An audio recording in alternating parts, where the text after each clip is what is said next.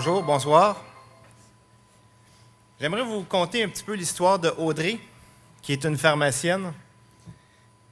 Audrey a rempli une prescription pour un client pour un médicament pour le cancer de la prostate.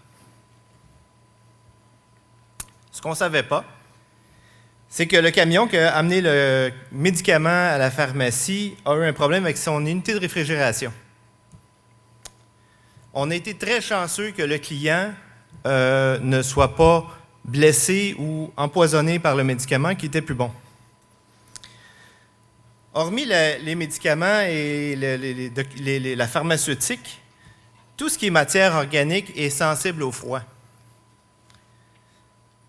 Dans l'industrie, on a un concept qu'on appelle une chaîne de froid.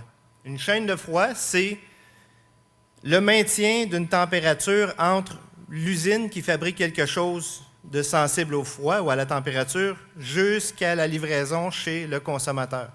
Cette chaîne de froid-là inclut l'usine, les centres de distribution, les camions, le commerce qui vend le produit, les livreurs, jusqu'au réfrigérateur à votre maison.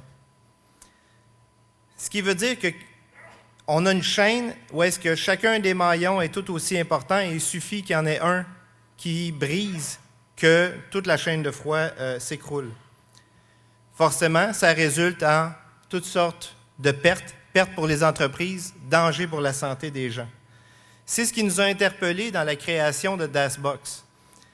Réduire les risques pour la santé, réduire les pertes pour les entreprises. Donc, nous avons créé une petite boîte, un petit cube, de la taille d'un cube Rubik. On est tous des programmeurs, on a tous déjà joué avec un cube Rubik. La boîte contient un radioémetteur 4G directement dedans et 31 senseurs. Donc, on est capable de collecter 31 sortes de données. On envoie ça directement sur le cloud avec notre modem 4G directement. Où est-ce qu'à cet endroit-là, on a un dashboard qui nous permet de configurer quand est-ce qu'une donnée est acceptable ou quand est-ce qu'elle n'est plus acceptable, et on reçoit des alertes sur les 31 données possibles. Donc, dans le cas de la chaîne de froid, c'est assez simple. On peut monitorer la température, on peut monitorer si le produit est en route. Donc, on est capable de détecter le mouvement dans la boîte. On est capable de détecter si la boîte a été ouverte pendant le transport. On est capable de détecter si le produit a été cogné ou bousculé pendant le transport, tout avec la même boîte.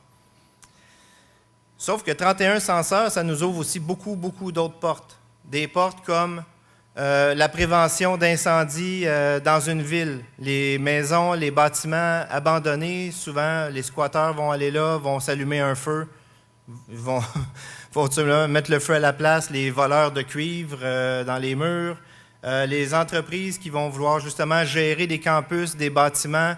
On est capable de monitorer le niveau d'humidité dans un sous-sol, on est capable de monitorer la température, on peut monitorer tout ce qui est pollen ou particules dans l'air jusqu'à la fumée, tout avec le même produit, avec la même configuration. On prend la boîte, on la dépose, on l'allume et automatiquement elle trouve son réseau 4G et elle est fonctionnelle. On est prêt à configurer les alertes qu'on désire recevoir. Mais là, vous allez nous dire, oui, mais ça existe ça depuis 20 ans. Oui, ça existe depuis 20 ans sous forme de systèmes tentaculaires, de toutes sortes de senseurs reliés à toutes sortes de bouts de fil, de répétiteurs, de ci et de ça. Nous, on a trouvé une méthode de le mettre tout dans la même boîte. La boîte, elle est de qualité industrielle. On peut l'échapper de 30 pieds dans les airs. C'est un de nos critères. On peut l'arroser avec un boyau d'arrosage. On peut passer dessus avec un camion. Ça fait partie de nos critères de design. Au mois de septembre, on avait un prototype. En décembre, on a 12 prototypes installés avec des données qui sont collectées présentement chez certaines entreprises. Au mois d'avril, on va avoir nos 50 prototypes de version finale qui vont être chez les clients. On va collecter toutes sortes de données. On va commencer à aller sur le marché pour des préventes jusqu'au mois de septembre. Donc, on s'attend à ce que d'ici 2018, on ait 15 000 unités vendues et 21 000 souscriptions. Donc, les choses vont bien, mais pour que ça aille bien, ça prend une équipe. Donc, on a une équipe de 3 cofondateurs, 3 employés de très, très bons conseillers et des partenaires de développement qui sont avec nous depuis le tout début. DasBox est un chien de garde toujours connecté. Merci.